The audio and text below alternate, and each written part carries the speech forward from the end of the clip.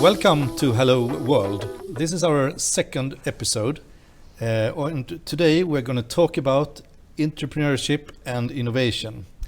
I made some reflections, Kim, since the first program when we interviewed Mario from Ernst & Young in San Diego. Costa Rica, sorry. He more or less are a consultant like we are. He met the same kind of managers and the same kind of challenges.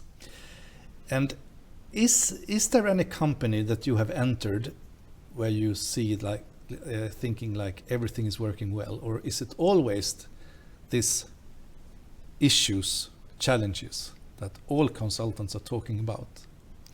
Well, I don't think you meet all the challenges, obviously, and there are always parts of companies that are doing great. I mean, normally they're really good at what they're doing as a core business, but the things around it might be where they have challenges, and there would be few reasons for us to be there if there wasn't something that they needed to be solved, and I think that's quite natural.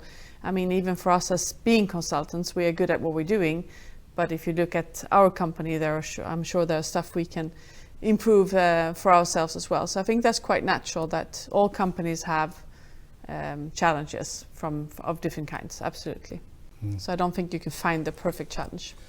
No, but sometimes when you met consultants, it seems like a sickness that every consultant has lots of things to say. You have to do this, you have to do this, you have to do this. Yeah. It's like hiring a marketing agency. When they're entering the company, they say you have to change the color of the logotype and you have to change the brand strategy, otherwise we can't do the campaign. Yeah.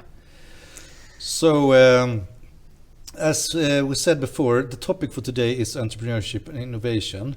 And we have a super entrepreneur online behind the screen actually. And his name is Lars. And Kim, can you tell us a little bit about him before we... Yeah, so I met Lars when we worked together at Boozt. Lars, together with Henrik at that time, hired me. And Boozt.com is a company who sells online apparel online. And at that time, I think it was about 2009, that was quite new. So to be honest, I'm not sure we actually knew exactly what we were doing, but we were trying to sell clothes online. And that's when I met Lars. And Lars is one of the persons, I don't think I've ever met anybody who is as entrepreneurial as he is. He's always keen on finding new business opportunities. He's completely fearless. And I think that's really fascinating. So when we were discussing about making this show, Lars was also on my short list of people we should talk to. So I'm really happy to be able to invite you to the show, Lars. Welcome. Thanks a lot, Kim, and thanks a lot for this nice intro, and good to get to know you in, I think like you, it was 2009 in Malmö. Yeah. Lars, you have told us, Kim and me, before that you are not a collector, but you are collecting companies. What do you mean by that? Yeah, Max, I reconsidered it a little bit after having listened and collaborated with you and Kim. I'm probably a collector, not of companies, but of businesses. So I have a formal engineering as background. So I think what I'm doing, and this is a retrospective look at it, I'm collecting business opportunities and turning them into potentially high growth, profitable businesses. The profitability is a new one, but as an engineer, I think I'm just trying to fix something that I believe needs to be fixed. And the fixing is to get something to work, like Kim and I'm pretty sure what Kim said before. We didn't actually knew what we were doing, but we knew what we wanted to do, but not how to do it. And my life is to try and fix it. So as an engineer, it is like a math thing. You need to find out how do you get this one to work. So I'm a collector of business, would probably be the right one. And as Kim said, you seems to be very courageous, and you have said something as well about the default is no for you when you are doing things. Yeah, I think this is you can simplify it. When I call somebody up, I know as a default they will say no. So the only thing I can get when I call people up is getting back to the starting point. A yes is better than when we entered the meeting. A no is just even. So there's nothing to lose, because when I talk to most people who want to educate entrepreneurs, they're saying, go meet a customer. And I'm saying, go meet a customer. That's the first thing I do, because that is where you get your input for your idea. Everything I do is driven by what I consider a real business need. And in Kim's and my case, I think we believed that the Scandinavian customers needed to be able to buy Scandinavian apparel online, and there was nobody. There was at that time ASOS in the UK, Zalando didn't exist, so we just simply, hey, how can we fix this one, and how can we make it profitable? And later in life, somebody else has joined the company, made it very successful, and has fixed that one. Yeah. So my impression of you, Lars, is very much that you're always sort of scouting for the next business opportunity, always on the lookout. So what's your sort of methodology when you try to identify a business opportunity, and what are sort of the criteria that needs to be true for you to act? I'm born hungry, but I'm maybe getting a little bit too old, so I'm hunting a little bit slower than I used to, and slow means maybe a little bit more considerate, but basically it has to be within an area where I have some knowledge. I just learned that Magnus and I share a love for certain technologies. So there has to be technology, because I know a little bit about technology. I'm like an architect. It has to include sales, so I need to wake up every morning and see a number increase. That is what is putting energy. So anything that includes sales and technology, and then it can be either new or it can be a copy of something else. So I don't necessarily have to be the technology inventor, but I could also be the first one to take the opportunity, like the guys who started Zalando was the first one to do Groupon in Germany, and you can be a great copier and by doing business. So for me, it is, I need to understand the technology and the sales that has to be in there. And then the first thing I do is I'm looking at the market. I mean, Googling, meeting customers, trying to question my own understanding about, and I call it pain. What is the pain in the market? And what is the painkiller? So literally trying to solve this one and being the painkiller. Yeah. And it's not seldom that your business ventures have been sort of kind of disruptive as well. I mean, selling apparel online was quite new at that time. You've also tried to address the FMCG market and sell, I can't find the word right now. Livsmedel, help me. To sell dairy products and so on online as well. So you always sort of ventured into new areas where you can be disruptive. Is that sort of adding to the attraction, or is it more the business opportunity that is driving you? The thing that was actually driving the venture you and I went into apparel was I was owning a 250-man IT organization, and we were the first one to provide e-commerce for the Danish selling group. Then in the early 2004 and 2005, we had a financial crisis, and Selling Group decided to cease or terminate their e-commerce. They didn't believe in it. And I was sitting there as an e-commerce provider, just sold my company. So I was sitting with a little bit of money and saying, this is crazy. People who don't believe in the internet. So I resigned, and then got to know Henrik, as you mentioned before, and I'm asking Henrik, let's do e-commerce. And the first thing that came to mind for me was, what should the business model be? And for me, it was no working capital, something that you guys know as a marketplace. I had no clue about what to sell, and I knew I was not going to have any clue about what we were selling. I just wanted to sell, but I didn't want to have any working capital. So we decided to go for a business model, no working capital. I did a little bit of internet or a little bit of Googling, and it turned out that the apparel market was the fastest growing category in US, and to everybody's surprise, in 4 or 5 that had been hardware. Nobody believed in apparel, because for everybody apparel was something about silk and colors. For us, Kim, and you know it, and I know it big time too, like you do, it's all about systematic digitalization of products. So you don't buy silk, you buy Hugo Boss size this and this and this. So we were lucky, and so it was driven by understanding the market, saying this is huge. It's all about, I believe, technology. It later turned out to something else, and the business model was no working capital. Then in 12, the same kind of thing happened, a little bit accidental. I'm being asked to sign a non-disclosure and meet for lunch in Tivoli, and then somebody's saying, how about doing food? And that was actually on my no list. So I was saying, no way, I'm not going to sell food. This is the most boring thing.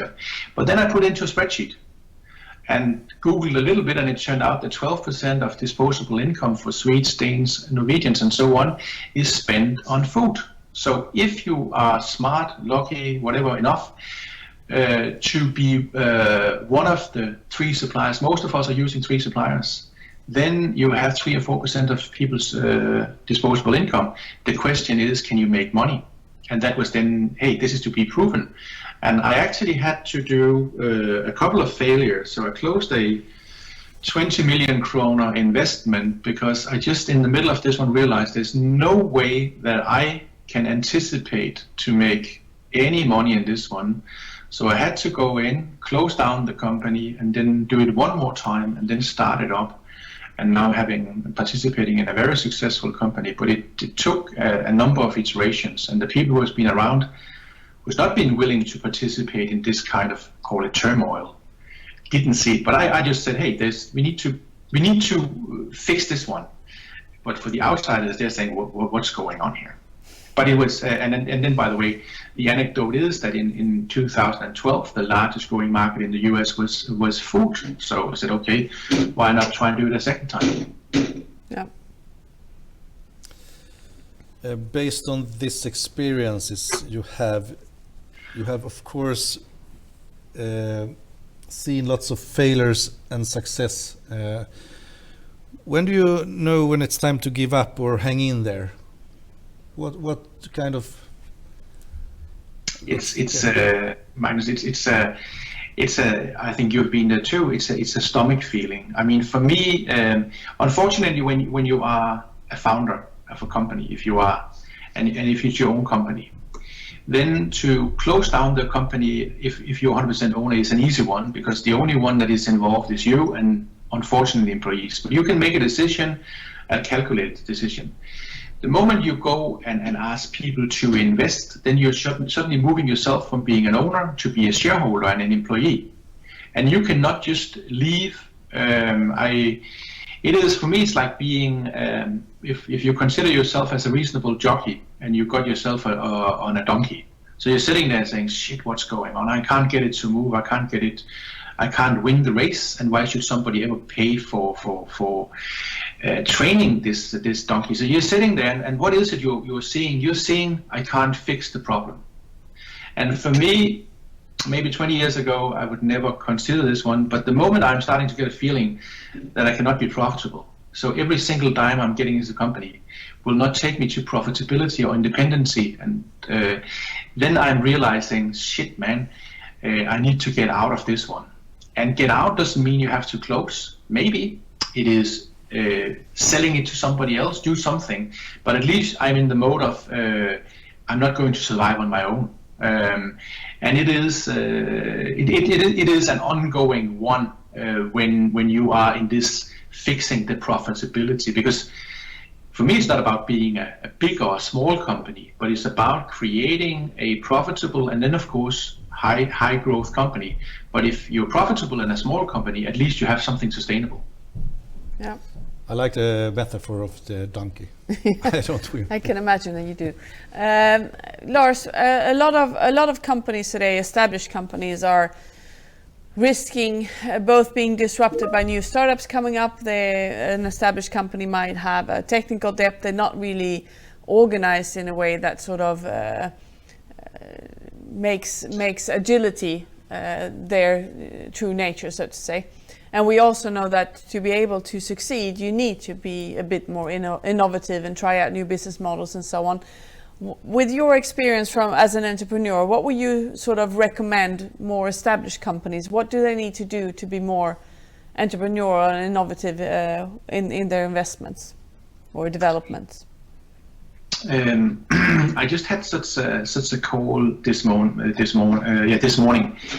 I think every company needs to have a little bit of risk, and then need to do what I call controlled innovation.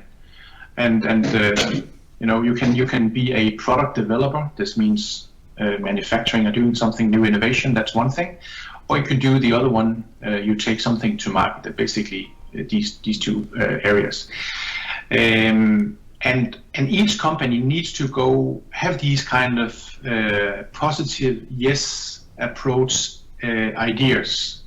I don't believe, but it's because I haven't met it. I don't believe in your democracy creating innovation. So you need to find the people who really want to do it and are capable of doing it. And I don't know who they are, but every company needs to do a little bit of innovation, and maybe not formalizing it too much, because if you take the CEOs of the big successful companies who are very good, we call them squareheads. I call them squareheads. They call me bubbleheads. And when you take the bubbleheads and the squareheads and put them into a meeting, the squareheads really like to go to the calendar and say, let's have 6 meetings, 1 every month, and then we meet, we discuss. The bubbleheads are saying, fair enough, let's do it to satisfy the squareheads. But the squareheads and the bubbleheads know that the bubblehead will go into a meeting, and a split second after, the bubblehead will change its mind, and the bubblehead believes it's the right one to do. So you need to have a room in each company where you make space for the bubbleheads, not done by the squareheads. And you guys are consultants, and I think you can facilitate some of these processes. And we are now in a very unique environment. But if we just go back 4 years ago, I thought everything in the world was invented. But hey, there continues to be inventions. We have a unnormal life right now. We had an unnormal life 6 months ago. So we need to always innovate. And I think you can be a little bit systematic in the big companies without being squarehead systematic. So put in some parameters, and I keep on saying to my organization, look at the opportunity, and the opportunity has 3 criteria. Is it something that is benefiting revenue? Is it benefiting cost? Or is it benefiting efficiency? When we have that one kind of laid out, so some guy will come to me and say, hey Lars, I believe we have 1 million opportunities to make money in Sweden. Then I'm saying, what is the cost and complexity? If we have low cost and low complexity, that's innovation. Let's go and do it. We have the bigger ones where we have high complexity and high cost and a little bit more consideration. But for the big companies, start to do small innovations and call them innovations and celebrate them and turn that into part of your culture. Yeah. So as an entrepreneur, this is how you categorize myself. But for me, I just see myself as just a normal business developer. Like they have to really appreciate the innovation. Likewise, I'm a huge supporter of when the squareheads are coming in and take the great ideas and turn them into big companies. And you and I, Kim, we created a small 1 to 200 million Swedish company. Some of the squareheads took it from 200 to 3 billion. Exactly. And this is where the two ones is one better. I mean, Kim and I can do 200. The next one can do 2,800. Who is best? There would be no 2,800 unless they had the 200 and so on. So we go hand in hand. We should probably not be in the same room, but we should be there in different stages. Yeah, I think that's a good conclusion as well of what we are seeing when we meet corporates or enterprises. It's really, you have the sort of the normal improving your continuous business, but you also need to set aside money and risk money to find your tomorrow's business, so to say, or your business of tomorrow. Perfect. Thank you so much for taking the time, Lars. It's been really interesting to talk to you and to get your wisdom shared with everybody else. So thank you so much. Kim, thanks a lot. Magnus, enjoy. We will continue our little tech talk another day. Thank you. you. Thank you. Bye-bye. Bye. So Kim, any reflections?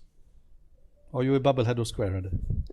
Well, Lars keeps referring to him and I think I'm not at all a bubblehead like he is. I wish I was more bubbly, I think, but I probably tend to be more square and try to bring order to chaos in a different matter. So, yeah. I'm both. Of course you are. Of course. Maybe you could be situational based. Yeah, that would be perfect, I guess. Lars he's mentioning Boozt several times during this interview. And you have been involved in that as well. Do you have any comments on that? Well, I think it's important to remember that the Boozt that Lars is referring to is a very early version, which had a different business model and so on. And they've done an amazing journey to become the successful company they are today, with a completely different business model, actually. Talking about innovation. Exactly. Myself, I'm impressed about Lars when it comes to his default no approach, and he seems to be very not afraid of anything. No, he's not. He get in contact with kings and queens and presidents, so it would be nice to see him coach, for example, our own sales organization. I think that would be really interesting, yes. Great. So thanks for joining us today, and stay tuned for upcoming programs, and don't forget to subscribe. Hello world.